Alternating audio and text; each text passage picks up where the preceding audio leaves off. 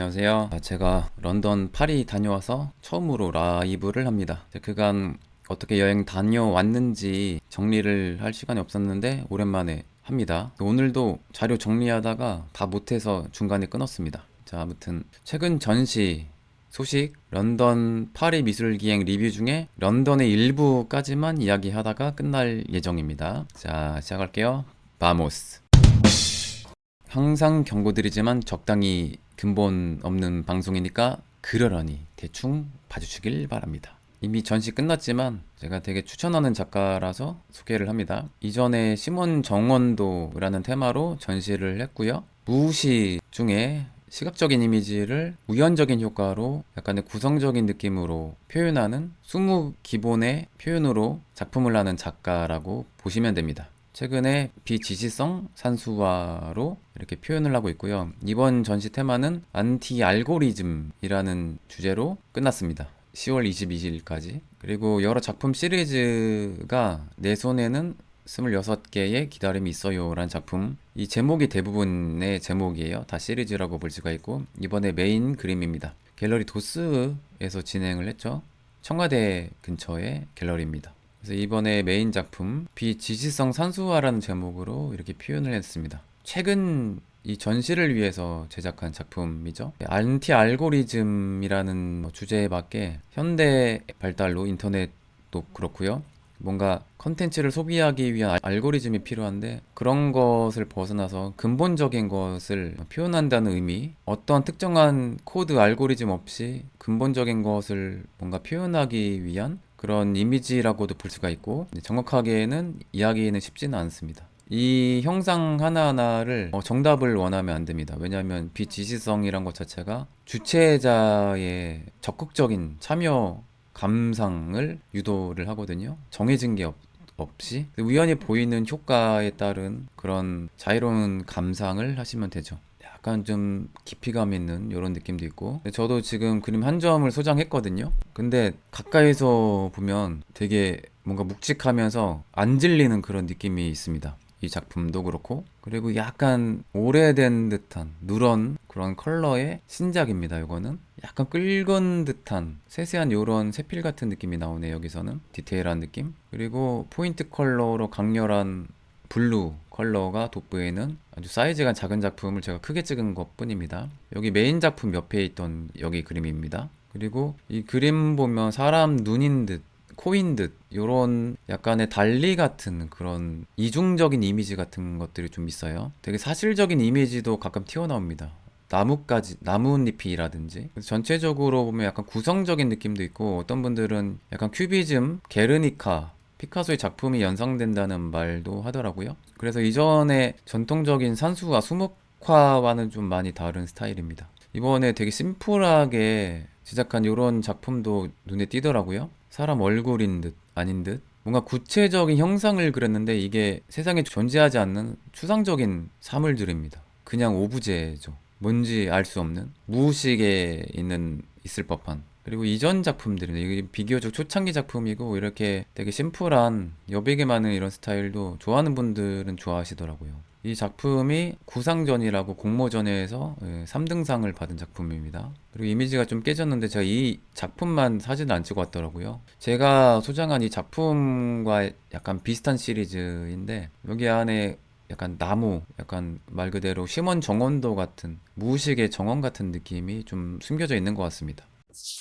자, 그리고 제가 대구에 출장을 다녀왔거든요. 이번 주에 대구 화랑협회에서 주최한 강의를 다녀왔는데, 이전부터 좀 연이 있었던 박인성 작가님과 또 윤성 갤러리 방문했습니다. 그래서 이 갤러리 겸 카페에 다녀왔는데, 시그니처 호박 수프가 되게 맛있습니다. 여러분, 카페 분위기도 좋고 커피 퀄리티가 되게 좋아요. 그래서 대구 구독자님들 적극 추천합니다. 갤러리도 좋지만 카페도 되게 좋은 곳입니다. 그리고 뷰 맛집입니다. 앞에 수성 못이 있어요. 그래서 저도 여기 갈 때마다 호수가 있어서 되게 좋더라고요. 아마도 그 박인승 작가가 독일 유학파 출신답게 요셉 보이스를 되게 좋아하는 것 같습니다. 모든 사람은 예술가다라는 그 명언을 이렇게 입구에 이렇게 써놨더라고요. 그리고 이번에 전시 테마가 기록이 장식이 될 때라는 주제로 전시를 크게 하고 있습니다. 공간이 너무 넓고 분위기가 있어서 제가 이번에 그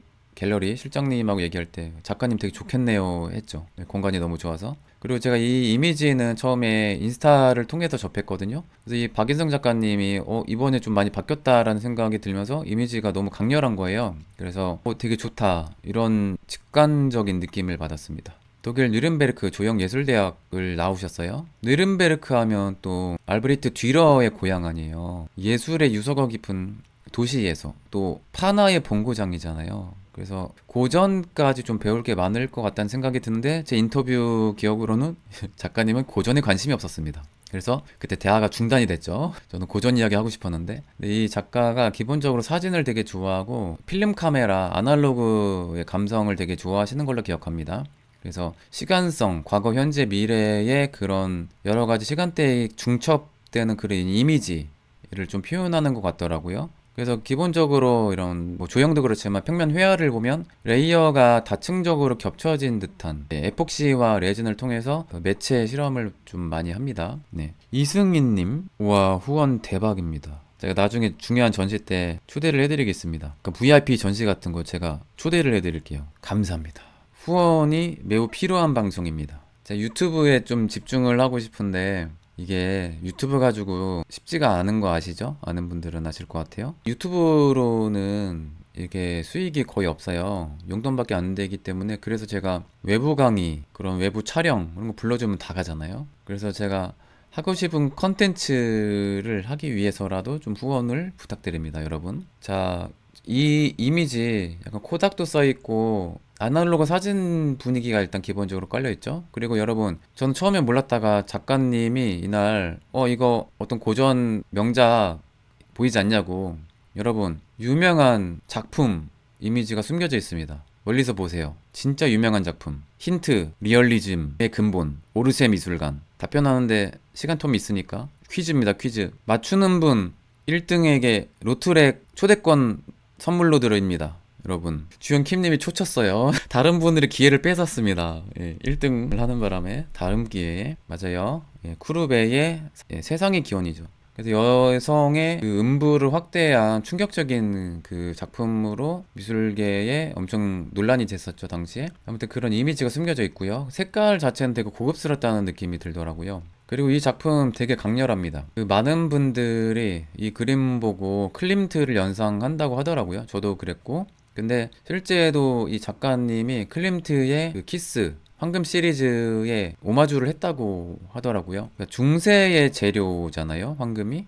클림트도 그것에서 또 영감을 받았고, 그렇다고 뭐 작가님이 종교적인 거를 여기 담은 건 아니고, 황금하면 되게 불변하는 영원성에 또 의미가 있고, 생각하는 사람마다 다양하게 의미를 부여할 것 같아요. 그리고 럭셔리하니까 부티가 납니다, 일단.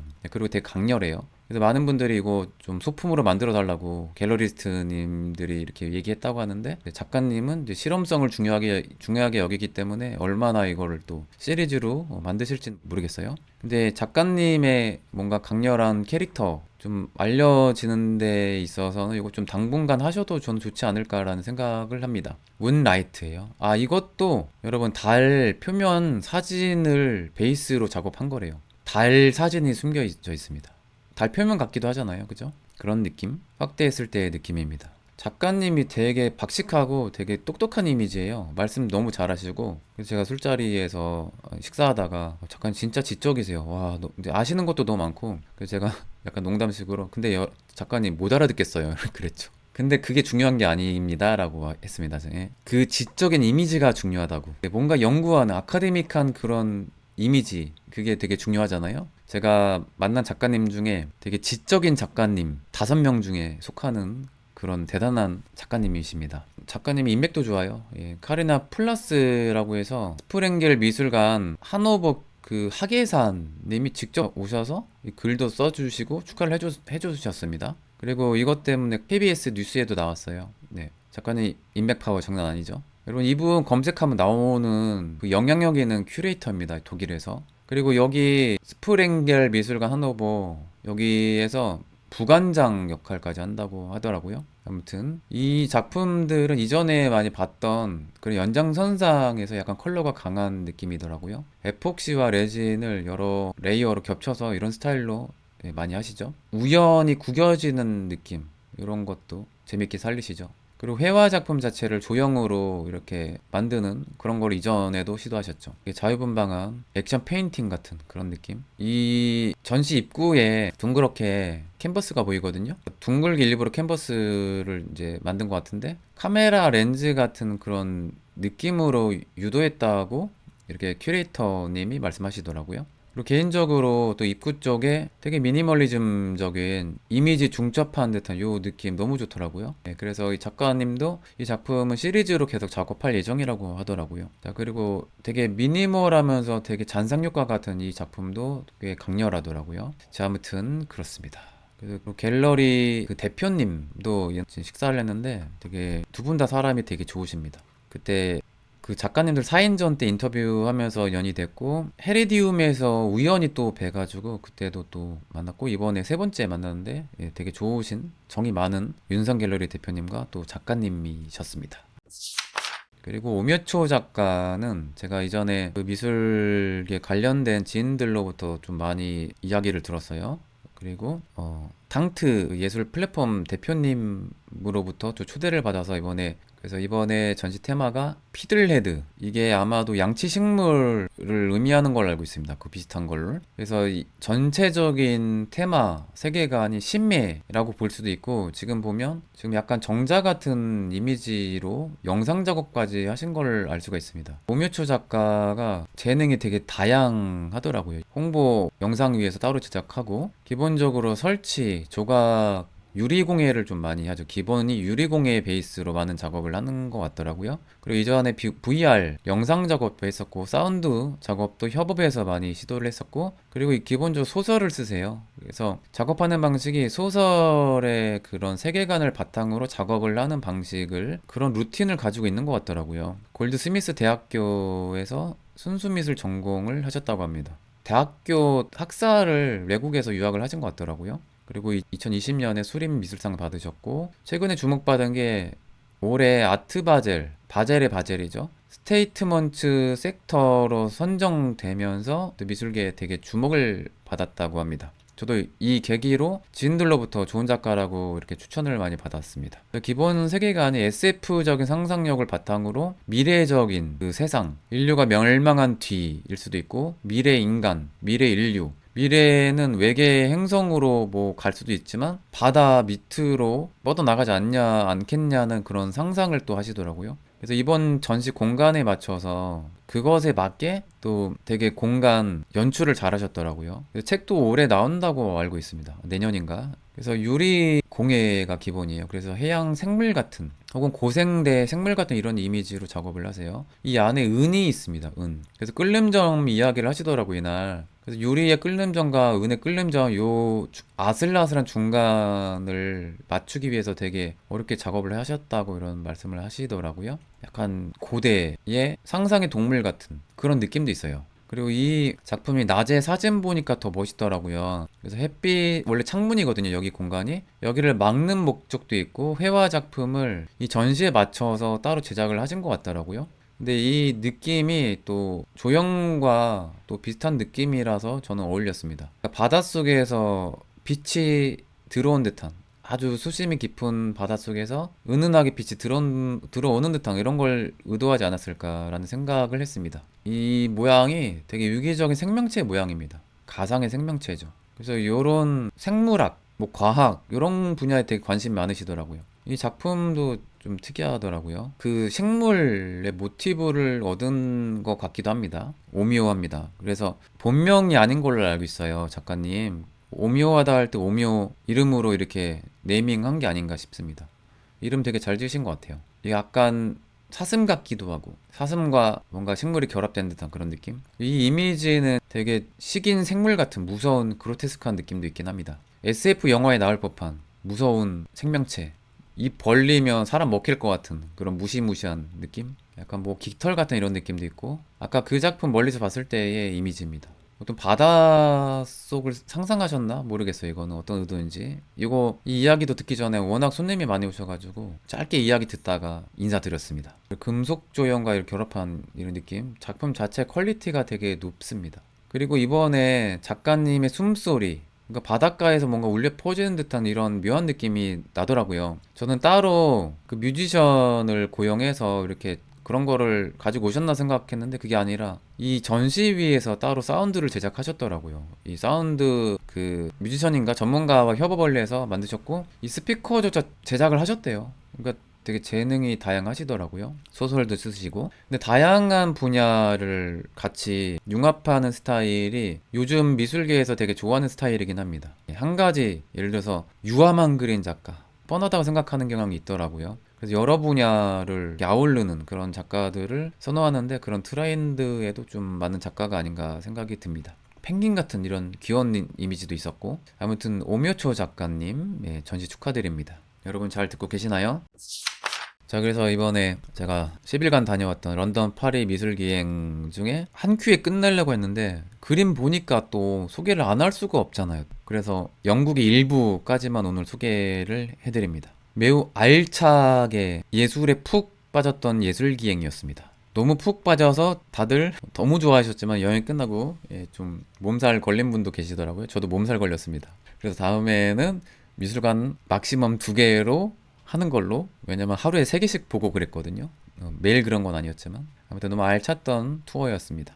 그래서 일정이 20일 날 끝났어요. 이나멜 도슨트 님이 기획을 했고 제가 런던 쪽은 거의 다 그 해설을 진행했고 파리 쪽은 이나멜 도슨트 님이 고전 쪽은 거의 다 진행을 하고 아트페어는 제가 주도적으로 이렇게 진행을 했습니다. 런던 프리즈부터 조각공원 라이브는 보셨죠? 네. 티스터 게이츠 작가 작품은 아트페어에도 되게 많이 나왔습니다. 재활용, 공간조차 폐 건물, 폐가에서 많은 전시를 했던 걸로 알고 있고 지역사회 재생, 미술을 통한 사회의 기여 이런 거를 되게 많이 관심 갖는 그런 작가입니다. 그래서 작품마다 작가님과 작품 이름도 이렇게 친절하게 나오는 표지판이죠. 바로 패스해서 런던 프리즈 마스터즈가 레벨이 너무 달랐습니다. 서울 프리즈 마스터와 너무 레벨이 커서 깜짝 놀랐죠. 이렇게 힘을 뺄 수가 있나, 서울. 그래서 진짜 고전 작품이 많았어요. 물론 고전 중에 완전 네임드 있는 작가가 많진 않았지만 어쨌든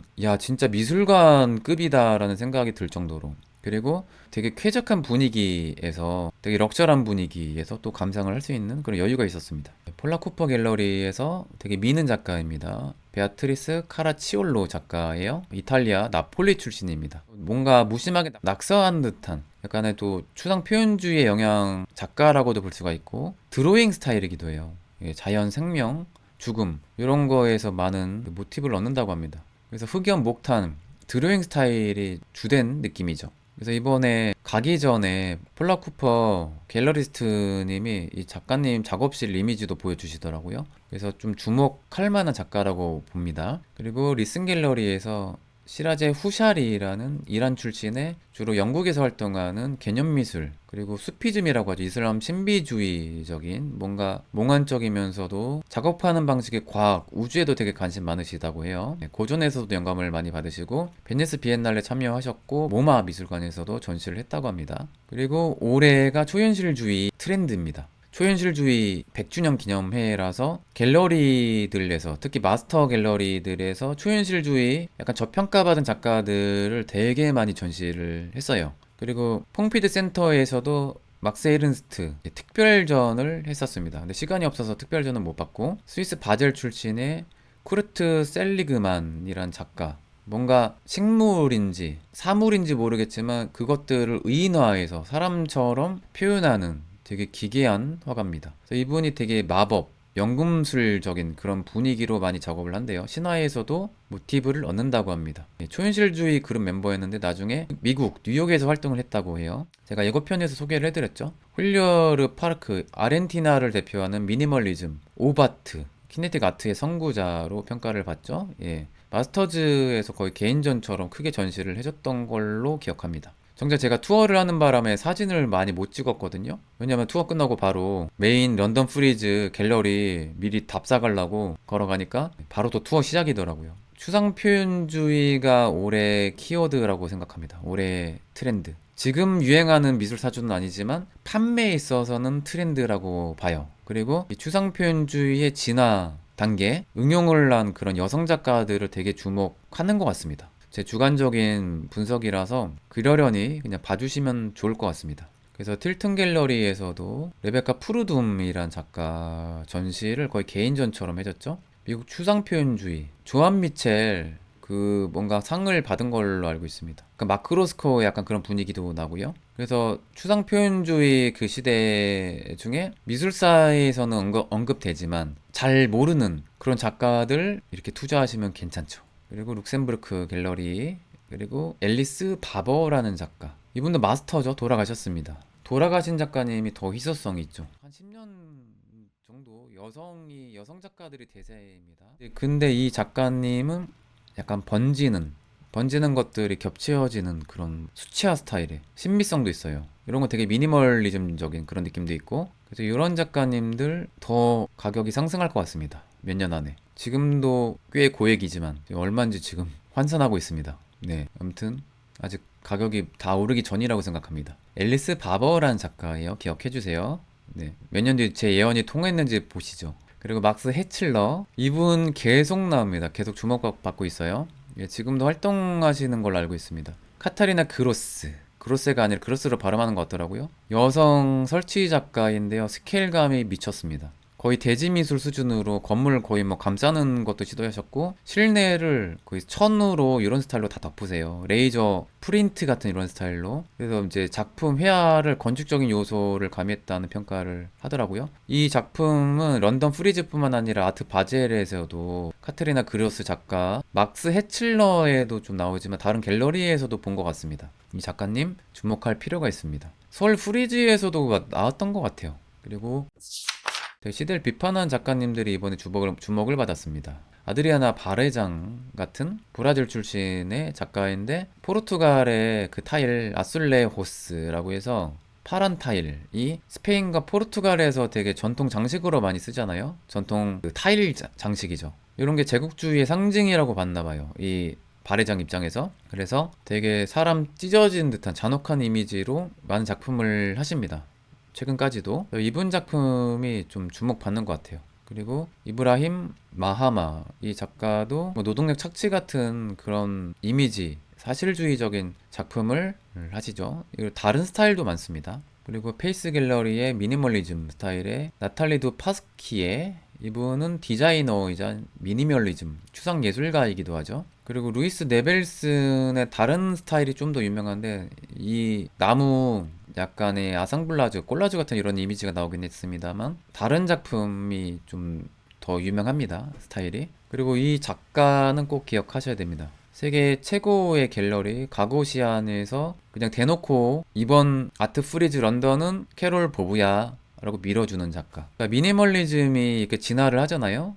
그 최근에 가장 핫한 작가라고 볼 수가 있어요. 스위스 제네바 출신의 캐럴 보브, 여성 작가입니다. 그러니까 뭔가 메탈 소재를 구부렸는데 대비되는 자연, 나무 소재와 같이 결합한 듯한 균형과 불균형, 무게와 가벼움, 이런 것들을 대비하는 스타일. 산업 폐기물과 자연적인 요소를 대비하는 그런 느낌도 있고, 그래서 2011년도에 이미 베니스 비엔날레에 참여를 하셨고, 모마와 테이트 모던 3관왕을 이미 달성했습니다. 퐁피두만 이렇게 전시하시면 되겠네요. 혹은 소장. 그래서 제가 생각하는, 제가 자주 주장하는 현대미술의 4대장 미술관에 다, 이건 미술관 아니지만 4대장 중에 3곳 이상이면 세계적인 거장이라고 저는 생각하거든요. 그 조건을 충족하신 캐롤 보브란 작가입니다. 게다가 젊은 작가님이세요.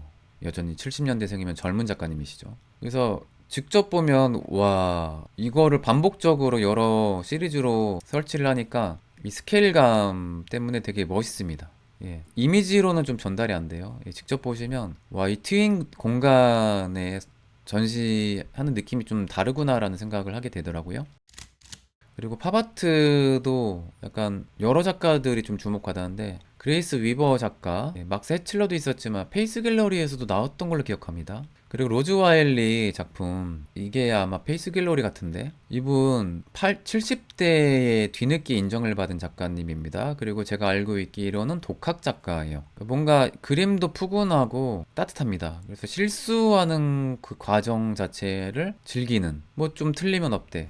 그럴 수도 있지. 그래서 그림과 그 작가의 성향과 되게 잘 어울리는 그런 분 같더라고요. 로즈 와일리. 이분도 되게 주목받는 작가님입니다. 전성기가 지금이에요, 이분. 그리고 국제갤러리에서 강석영 작가님의 이런 전통적인 이미지, 그런 걸 산으로 표현하는 이런 거를 최근에 많이 시도하고 있죠. 그리고 산을 모빌로 매달은 설치물도 있고, 그 다음에 양혜규 작가의 이런 블라인드 시리즈가 주목받고 있죠. 거의 균등하게 되게 많이 팔렸습니다. 팔린 걸로 알고 있습니다. 빛이 투과되면서 공기도 통하고, 하지만 어쨌든 칸막이잖아요. 그래서 단절된 건가, 연결된 건가, 이런 것에 대한 고찰을 하는, 감상자에게 질문을 던지는 듯한 개념 미술이기도 하죠. 그리고 함경화 작가님입니다. 함경화 작가님. 여러분 아시잖아요, 그죠? 제 방송 많이 보셨으면. 함경화 작가님을 최근에 국제갤러리에서 해외 시장에 계속 보여주고 있습니다. 작품 자체로서도 매력이 있고,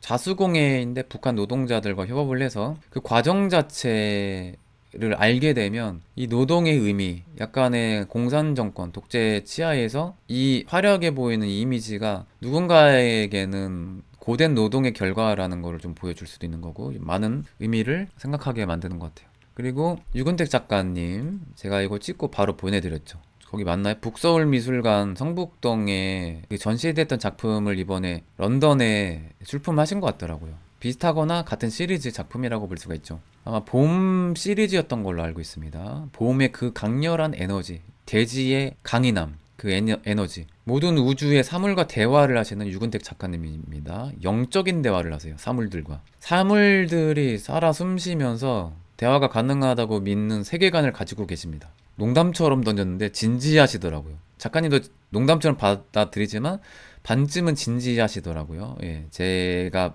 받은 인상이 그랬습니다. 그리고 심성희 작가님의 되게 특이한 스타일. 요 캔버스인데 캔버스를 찢어서 선으로 이렇게 뭐라고 해야 돼? 중첩돼서 여러 공간을 만드는 이 방식을 누아주라고 부르더라고요. 이 기법을 개발했다고 합니다. 그래서 꼴라주 이상의 미술사적인 기법이라고 평가를 또 하더라고요. 저도 멀리서 봤을 때 와, 되게 특이하다 이런 생각을 했습니다. 심성희 작가 해외에서도 많이 활동을 하셨고 파리에서 주로 활동을 하셨죠. 이분이 또 단색화에 대한 반발로 다른 스타일로 또 시도하셨다고 하더라고요. 그리고 뭔가 여러 폐기물, 그런 걸 재활용하는 작가님들이 이번에 많아요. 티콜스 갤러리에서 타우 리우스, 발음이 맞는지 모르겠는데 그 아프리카 출신의 카리브해 쪽에서도 이렇게 활동을 하신 걸로 알고 있고, 캐나다에서 주로 활동하는 타우 리우스 작가, 사람 형상이 있죠. 뭔가 디아스포라 이런 걸 표현한 작가이기도 해요. 되게 강렬합니다. 그리고 아트바젤도 그렇고 런던 프리즈도 그렇고요. 사하라 루카스의 엄청 변태적인 이런 엉덩이 같은 형상의 작품들이 주목받았어요. 되게 사람들이 다 비슷합니다. 네, 이런 야한 이미지에 반응을 크게 해요. 그래서 사람들이 몰려 있잖아요. 보세요. YBA 출신입니다. 그래서 이미 옛날부터 검증받은 유명한 작가님이시죠. 사진 작업도 많이 하신 걸로 알고 있습니다. 베니스 비엔날레 에도 참여를 하셨고, 그리고 군맨 갤러리의 로라 리마라는, 이것도 역시 직물로 짠 요런 이미지이죠. 브라질 출신의 뭔가 유기체, 식물이라든지 뭔가 동물과 관련된 그런 재료로 직접 뭔가를 하신다고 알고 있습니다. 재료를 되게 실험적으로 이렇게 제작하는 걸로 알고 있습니다. 염료도 천연 염료로 쓰는 걸로 알고 있어요. 그리고 틸로 하인츠만 작가를 좀 주목해야 됩니다. 이 작가님 작품이 여러 갤러리 통해서 계속 노출이 되고 있어요. 작품값도 이미 높겠지만 아무튼 굉장히 주목받는 작가님입니다. 틸로 하인츠만. 서울 프리즈 때부터 페루탕의 갤러리스트님이 이분 되게 주목하는 작가라고 이렇게 말씀하셨던 걸로 기억합니다. 제 인터뷰에 아마 있을 거예요. 추상 미니멀리즘에 또 영향을 받으셨고, 실험적인 재료를 씁니다. 깃털, 스티로폼, 알루미늄. 근데 여기 어떻게 녹여냈는지는 궁금하더라고요. 빛, 공간, 뭐 이런 거를 되게 추상적으로 표현하는 작가로 알려져 있습니다. 미술계의 근본, 포토리얼리즘의 거장, 게르하르트 리터의 제자예요. 되게 막 특이한 벌레, 나방, 나비, 매미 같은 이미지라서 되게 비주얼 충격을 줬던. 근데 이게 세라믹 파편이라고 하더라고요. 천인 줄 알았는데 비주얼 충격을 주는 레베카 맨슨이란 작가입니다. 예, 조시 릴레이 갤러리 소속이라고 합니다. 세라믹으로 주로 작업을 한다고 합니다. 자연에서 많은 모티브를 얻고 그 주변 환경에 많은 연구를 한다고 해요. 주변 환경에 생명체가 영향을 받지 않나. 그래서 생명체 보호색 같은 그런 동물적인 이미지가 좀 많더라고요. 되게 흥미로운 작가님입니다. 레베카 맨슨. 그리고 되게 인상적인 작가님, 런던 프리즈부터 아트 바젤까지 윌리엄 켄트리지. 이분 남아프리카 출신의 작가님인데 시대를 되게 비판적으로 표현하는 목탄 드로잉 작가로 원래 유명해요. 근데 최근에 조형적으로는 커피 포트를 일그러뜨리는 이런 조형물로 이렇게 많은 작업을 합니다. 커피를 연상하게 하잖아요. 뒤틀어진 왜곡된 커피 시장, 부조리한 커피 시장을 이렇게 찌그러진 모카 포트로 표현한 게 아닌가. 저는 개인적으로 그렇게 보이더라고요. 여러분 잘 듣고 계시나요? 올라프 엘리아스는 작품이 작가의 아이덴티티가 되게 강하면서도 계속 진화가 이루어진다는 점에서 저는 되게 작가로서 본보기를 보여주는 좋은 작가라고 생각합니다. 잘 몰라서 그럴 수도 있어요. 이런 빛이 일관적이잖아요. 빛이라는 컨셉으로 뭔가 여러 사람들의 감성을 자극하는 그런 스타일로 작업하고 최근에는 다른 설치 작품으로 새로운 시도를 또 하시더라고요. 예, 그거를 제가 인스타에 좀 올렸습니다. 올라퍼 엘리아슨 A8 갤러리라고 해요. 저도 생소한 갤러리였습니다. 그리고 제가 두 번째 날인가 좀 서스펜팅 갤러리에 그 김은규 작가님 통해서 초대를 받아서 정말 김은규 작가님은 바빠서 작업하신다고 안 오셨지만 한국에 제가 서울 프리지 통해서 알게 된 갤러리스트님들 그리고 갤러리 대표님들을 좀 많이 만나서 되게 재밌는 시간을 가졌습니다. 밤에 되게 여기 가는 길이 충격적이었어요. 여러분 우리나라가 생활 여건이 얼마나 좋은지를 새삼 느낍니다. 나름 행사장이잖아요. 그럼 가는 길 조명 조금이라도 있을 법한데 불 다 꺼놔서 핸드폰으로 후레쉬 켜고 다녔어요. 그래서 우연히 만난 한국 그 현지 변호사님과 이렇게 길동무가 돼가지고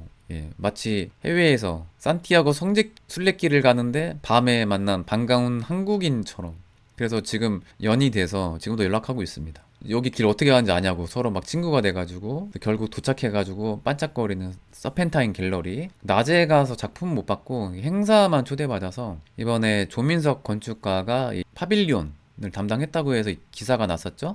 그래서 여기를 구경하면서 결국에는 뭐 지인들 만나는 자리였습니다. 그 새로운 미술계 사람들을 만나는 의미가 더 컸었죠. 이 파빌리온 구경은 거의 안 하고 오랜만에 만난 그 갤러리 대표님들과 갤러리스트님들과 흥미로운 뭐 대화를 나누는 시간이었습니다. 그래서 이날 이남일 도슨트님과 또 같이 갔는데 만약에 그냥 혼자 갔으면 뻘쭘할 팔뻔 했다가 또 다행히 아는 분들 꽤 계셔가지고 재밌었습니다. 짠하는 장면. 그리고 테이트 브리튼 여기까지 할게요, 여러분. 테이트 모던까지. 테이트 모던 작품은 거의 소개 안 해드리고 테이트 브리튼인데 저도 이번에 역사를 처음 알았습니다. 1989년에 생겼대요. 19세기 말이죠. 헨리 테이트라는 분의 기부로 테이트가 된 거래요. 이름 따서 테이트가 된 겁니다. 처음에는 이 건물 내셔널 갤러리 오브 브리티시 아트라고 이름을 지었었대요. 근데 테이트 모던이 분리가 되면서 거의 현대미술 컬렉션이 그쪽으로 가버렸죠. 그래서 그 뒤로 이곳 공간이 테이트 브리튼으로 이렇게 새로 이름을 지었다고 합니다. 그래서 현재까지 테이트 브리튼으로 불리는 미술관인데 주로 르네상스 때부터 동시대 미술까지 완전 최신 컨템포러리 아트는 많진 않죠. 여기 대표적으로 프랜시스 베이컨의 유명한 작품 십자가 밑에 세 명의 인물 연구라는 작품. 십자가 밑에 뭐 막달라 마리아일 수도 있고 요한일 수도 있고 제자들 몇 명일 수도 있는데 그들을 동물처럼 무슨 에일리언 외계인처럼 너무 무섭게 표현을 한 충격적인 작품. 이 세단은 종교와 재단화 양식이에요. 근데 종교화에 대한 모티브만 가질 뿐이지 이분이 물론 기독교 집안이긴 하지만 종교의 뭔가 숭고함 이런 걸 표현할 의도는 거의 없습니다. 전혀 없습니다. 오히려 예수 그리스도의 십자가 죽음은 고통받는 인간의 그런 육체적인 면만 강조를 했죠. 고통받는 고깃덩어리처럼 표현을 한 게 프랜시스 베이컨이죠. 또 다른 작품 자기 친구 프로이트였나 아무튼 자기 친구를 마치 도려낸 듯한 그래서 저는 순간 프란시스 베이컨의 붓은 정육점의 칼날 같다라는 표현을 하고 싶습니다. 이게 맞는 표현인지 모르겠지만 순간 떠올랐습니다. 너무 잔인해요. 이런 잔혹한 이미지와는 다르게 사람은 되게 좋은 따뜻한 분이었습니다. 친구 가난한 사람 있으면 용돈 주고 병원비 지원해주고, 심지어는 강도가 들었는데 그 강도가 불쌍해서 어린 강도랑 사귀었잖아요. 그런 휴머니즘이 넘치는 작가입니다. 그리고 집안도 원래 괜찮았고 돈이 꽤 많았음에도 되게 검소하게 살았던 작가입니다. 이런 작품도 있었고, 제목은 생략할게요. 그리고 그의 친구 루시안 프로이트.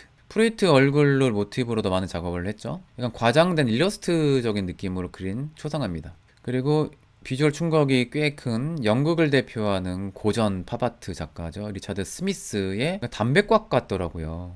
실제는 뭔지 모르겠지만, 네. 선물과 랩이라는, 선물을 싼다는 그런 느낌으로 뭔가 자본주의를 비판하는 건지 찬양하는 건지 모르겠지만 상업적인 이미지로 이렇게 표현을 했습니다. 데이비드 호크니의 가장 유명한 작품 한 점이 이 테이트 브리튼에 있죠. 비걸 스플래시, 첨벙, 순간을 표현했죠. 영국인 입장에서 캘리포니아 날씨는 되게 유토피아적인 세상이었을 것 같아요. 그래서 이렇게 크게 한가롭게 수영장에서 즐기는 문화가 없으니까, 영국에서는. 그래서 이국적인 분위기에 팝아트적인 이런 느낌으로 표현한 대표작입니다. 그리고 약간 비현실적이죠. 첨벙을 하는 동안 사람이 안 보이는 게 약간 비현실적이잖아요. 예, 그래서 약간 상징주의적인 약간 그런 느낌도 있는 것 같아요. 이후에 많은 예술가들을 통해서 패러디가 되는 그런 유명한 작품이죠. 그래서 이런 작품들 시리즈가 많기 때문에 수영장의 혹은 물의 화가라는 별명도 가졌던 화가입니다. 그리고 현재까지 활동하는 오바트의 혹은 미니멀리즘, 기악 추상의 근본, 브리치 라일리 작가의 작품은 아트페어에서도 계속 나옵니다. 근데 문제는 눈 아파요. 눈 아프기 전에 넘어가야죠. 보는 순간 뭔가 화면이 흔들린 듯한 일루션을 뭔가 주잖아요. 그죠? 그래서 그런 의도가 바로 옵티컬 아트입니다. 옵 아트라고 불리는. 그리고 발라지 칸나. 이 작가님은 저도 생소한 작가인데 인도 출신의 런던에서 주로 활동하는 작가라고 합니다. 제가 봤을 때는 약간 앙드레 마손 혹은 호암미로의 영향을 좀 많이 받은 것 같더라고요. 자연에서 모티브를 얻은 유기적인 추상을 하는 작가로 알려집니다. 그리고 제가 저번 테이트 브리튼에서는 못 본 것 같았는데 기억에서 사라졌는지 데미안 허스트의 작품이 있더라고요. 포르말린 용에게 동물을 담그는 이 시리즈로 미술계에 엄청 주목을 받았죠. 그리고 사라 루카스 아까 엉덩이 변태 조형 그 작가입니다. 그래서 지금 뭐 병기가 있잖아요. 어떤 작품 풀든지 간 되게 변태적이고 더럽거나 아니면 성적인 이미지로 많은 작품을 하더라고요. 네, 양 박제죠. 죽은 양이기를 바랍니다. 근데 죽은 양 아닌 것 같은데. 예, 죽이고 바로 매장시킨 것 같은데요. 그래서 욕을 되게 많이 먹죠. 동물 보호 단체로부터 엄청 욕을 먹었습니다. 데미안 허스트가 죽인 동물, 곤충 포함해서 생명체가 몇 마리란 기록이 있더라고요. 몇십만 마리. 나비, 나방 포함해서 엄청나게 많은 생명체를 죽였습니다. 그리고 제가 처음 봤을 때는 칼 안드레의 전형적인 미니멀리즘 그 작품인 줄 알았는데 약간 지도적인 느낌도 있고, 그래서 제목은 칼 안드레 아니더라고요. 모나 하툼이었습니다. 그래서 이미지가 겹치는 게 예술계에서는 꽤 많은 것 같아요. 근데 모나 하툼은 뭔지는 모르겠지만 되게 기대가 되면서 흥미로운 설치 미술을 되게 많이 하는 것 같아요. 아트 페어에서도 되게 재밌더라고요. 이번에 이 바닥에 깔리는 벽돌뿐만 아니라 불빛이 꺼졌다 켜졌다 하면서 반복되는 이 스타일 되게 재밌었습니다. 영상으로 보면 더 재밌습니다. 예, 팔레스타인 출신의 영국 작가, 레바논 내전을 겪으면서 많은 그 트라우마를 겪은 것 같아요. 그런 게 예술적으로도 많은 영향을 줬을 것 같습니다. 과거부터 미니멀리즘적인 거를 영향받았는데 그걸 재해석하는 그런 설치 개념 미술 작가로 계속 유명한 작가님입니다. 모나 하툼. 그리고 알바로 베링턴 작가의 작품을 1층에서 엄청 크게 설치 커미션 전시를 하는 것 같더라고요. 베네수엘라 출신의 뉴욕에서 활동하다가 최근에 런던에서 주로 활동을 하는 작가, 흑인 문화, 정체성, 디아스포라 이런 거를 담은 작가라고 볼 수가 있죠. 영국의 식민지 역사에 대한 뭔가 비판적인 접근도 많이 하시고, 이 테이트 브리튼의 가장 유명한 작품 두 개 중에 하나라고 봅니다. 하나가 밀레이 작품, 그것과 더불어서 이 작품도 되게 사랑을 받는 작품입니다. 카네이션 백합 장미라는 작품이에요. 그 문학의 조셉 마징기 노래 더 위례 후렴구 제목이라고 합니다, 이게. 그리고 여행을 하다가 코츠월드의 브로드웨이의 마을의 정원에서 그렸다고 해요. 근데 이거를 포착하기 위해서 인상주의적인 이런 접근을 시도했습니다. 왜냐면 이 조명 켜졌을 때 이런 석양의 조명 분위기 때 짧게 그려서 작품 완성하는데 오래 걸렸다고 해요. 그래서 실내가 아니라 실외에서 작업을 했다고 합니다. 나중엔 또 계절이 지나서 꽃이 시들어서 나중에는 인공 조화를 보고 또 작업을 했다고 하는 그런 뒷이야기가 있습니다. 맞아요. 밀레이의 오피리아. 제목이 생각이 안 날 때가 있습니다. 방송을 하다가. 존 에베렛 밀레이 얘기하니까 또 나옵니다. 북서 항로라는 작품인데 이게 빅토리아 시대 때에 북극 탐험하는 뱃사람 노인이 있고 그 딸입니다. 항해일지를 읽으면서 아버지를 걱정하는 그 가족의 일상을 그린 거죠. 근데 실제 이 탐험대가 실종이 됐다고 하거든요. 그 모티브로 그린 거라고 해요. 그래서 이 시대에 되게 주목을 받고 이 그림을 통해서 되게 또 인정을 받았던 존 에버릿 밀레이의 약간 리얼리즘적인 작품이죠. 이전에는 색채가 더 진했던 걸로 기억합니다. 이 오피리아가 색채가 되게 강하잖아요. 라파엘 전파만의 강렬한 색채가 되게 매력적이죠. 그 작품들이 꽤 있었는데 이번에 갔을 때는 많진 않더라고요. 라파엘 전파가 의외로. 테이트 브리튼에서도 좀 보다가 테이트 모던 미리 가서 보려고 빨리 뛰어갔습니다. 그래서 사진을 못 찍었어요. 근데 막판에 되게 인상적인 작품. 올드햄의 윌리엄 스톳이라는 생소한 작가일 거예요. 왜냐면 인상주의의 원조는 프랑스니까.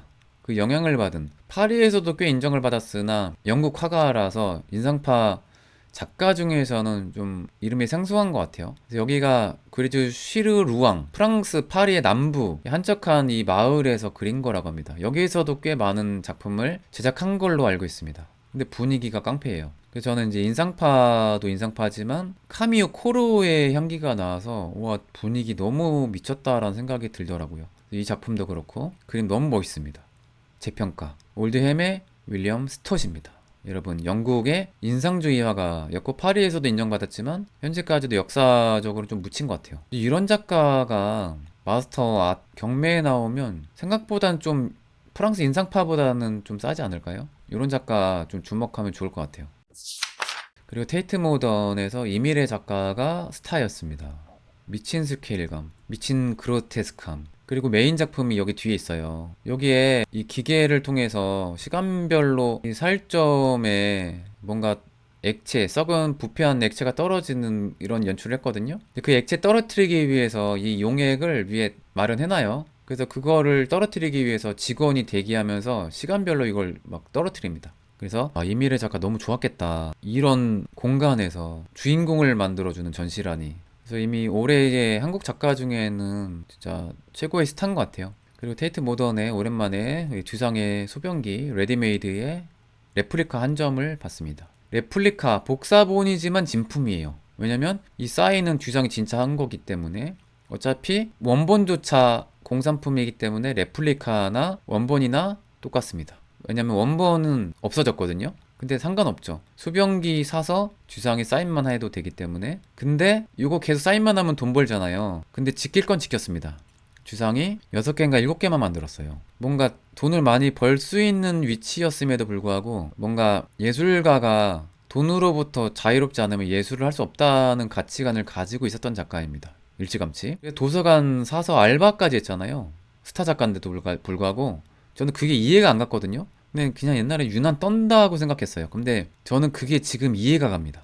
왜 그렇게 행동을 했는지. 작품이 팔리는 순간 작품이 거꾸로 가는 경우가 많더라고요. 팔리는 대로 시장성에 맞춰서 작품을 하는 작가들이 많더라고요. 테이트 모던은 언제나 이 전망이 좋습니다. 근데 옥상은 바깥에 닫아놨더라고요. 카페만 이렇게 유리통에서 볼 수 있고. 그래서 그건 조금 아쉬웠습니다 이번에. 근데 이번에 테이트 모던의 하이라이트는 솔직히 컬렉션이 아니라 컬렉션 투어하고 나서 1시간 좀 안 돼서 끝내고 제가 여기 미리 보려고 올 때부터 이 표현주의 전시한다는 거 알고 적극 추천했습니다. 그리고 희소성 있는 프란츠 마르크의 작품까지 딱 보이는 거 보고 청기사파 전시구나.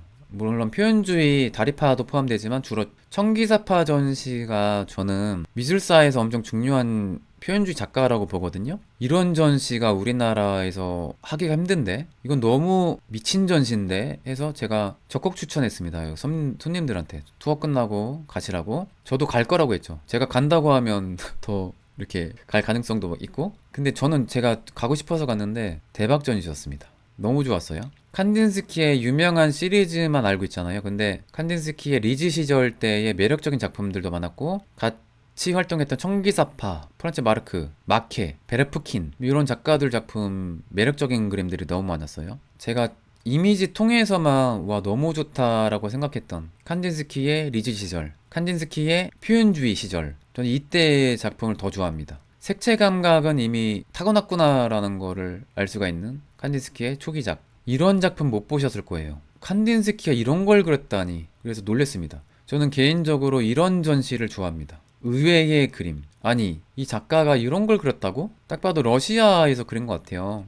그리고 이런 픽셀 점 찍는 스타일은 신인상주의, 점묘법을 응용한 스타일 같습니다. 너무 재밌죠? 그리고 칸딘스키가 그린 무르나우 교회, 형상이 거의 없어지려는 추상으로 가는 과도기 시절의 작품이 너무 매력있죠. 그리고 그의 친구였던 청기사파를 주도적으로 만든 사람이 프란츠 마르크와 칸딘스키거든요. 둘이 기사에 대한 로망이 있고 파란색을 좋아해서 청기사파가 됐다고 쉽게 말씀드릴 수 있어요. 파란 색깔 실제 포인트로 많이 씁니다. 파란 색깔은 순수함의 자연의 상징이기도 하면서 영적인 색깔이기도 해요. 이들이 되게 영적인 걸 또 추구했죠. 영적인 걸 추구하는 이런 성향이 이후에 추상 예술가들에게, 몬드리안이나 마크 로스코 같은 예술가들에게도 영향을 줬다고도 볼 수가 있어요. 왜냐면 이들이 신지학에도 관심이 많았거든요. 마리아 폰 베라프킨, 이분 약간의 뭉크의 감성이면서 청기사파 중에서 되게 진지하면서 몽환적인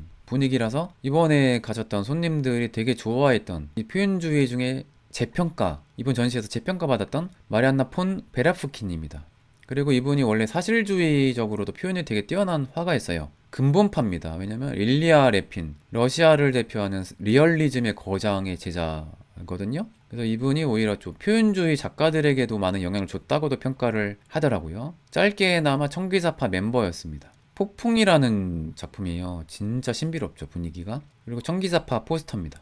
역사적인 청기사파. 베레프킨 작품 되게 신비롭지 않나요? 스케이트를 타는 건지 군중들이 이렇게 있어요. 되게 의미심장합니다. 분위기 깡패. 베레프킨만의 우울한 감성이 있어요. 뭉크를 흡수한 듯한. 여러분, 뭉크보다 선배인가요? 여러분, 뭉크보다 선배입니다. 뭉크가 이분 영향을 받았나? 뭉크가 고흐도 따라했고, 구도는 대놓고 따라했어요. 고흐 구도를 따라했고, 분위기는 베레프킨 분위기인데요. 지금 생각해보니까. 물론 그 시대의 영향을 서로 주고 받았던 시대이긴 합니다만 영향을 오히려 주지 않았을까라는 의심? 이런 걸 하게 됩니다. 새삼 뭉크의 분위기가 납니다. 이것도 약간 뭉크가 이런 스타일로 그렸던 그림이 있거든요. 마리안나 폰 베레프킨의 신비로운 노을진 나무 위에 정면에 설산이 보입니다. 되게 상징적이죠. 상징주의 그 잡채입니다. 와, 그림 미쳤습니다. 신비로움 그 자체예요. 마리안나 폰 베레프킨. 이번 표현주의 특별전에 숨겨진 스타였습니다. 그리고 또 다른 작품. 이분 진짜 우울함을 완전 세련됨의 극치로 올리는 그건 뭔가 있는 것 같아요. 그리고 가브리엘 민터, 칸딘스키의 여자친구고, 세계대전 때 칸딘스키 그림 포함해서 프란츠 마르크 그림을 수장고에 잘 보관해서 보호를 해서 청기사파의 명작들이 세상에 알려지는데 1등 공신인 가브리엘 민터입니다. 이 시절의 느낌 보면 칸딘스키 남친과 그림 스타일이 감성이 조금 비슷하죠. 가브리엘 민터도 되게 매력적인 화가입니다. 여러분, 이 정도까지 하고 마치겠습니다. 구독, 좋아요 눌러주시길 바라고, 제가 아쉽게도 본래는 카라바조 리뷰를 가장 먼저 영상에 담을 수 있었는데 스페인을 가는 바람에 미리 예고를 하자면 사전 인터뷰를 다음 주에 아마 할 것 같아요. 기획하셨던 대표님들과. 그래서 그런 이야기 먼저 하고, 전시 오픈하기 전에 카라바조가 이번에 이슬의 전당 오는 작품들 이야기를 하고 스페인에 떠나는 걸 목표로 하고 있습니다. 그 전에 시간 되면 파리까지 아트바젤 이야기를 하는데 다 할 수 있을지 모르겠어요. 카라바조 꽤 많이 왔습니다. 심지어는 도마의 의심 마시죠. 옆구리 찌르는 그 작품 왔어요. 미쳤죠. 그거 안 빌려주거든요, 원래? 그거 어떻게 빌렸는지 모르겠어요.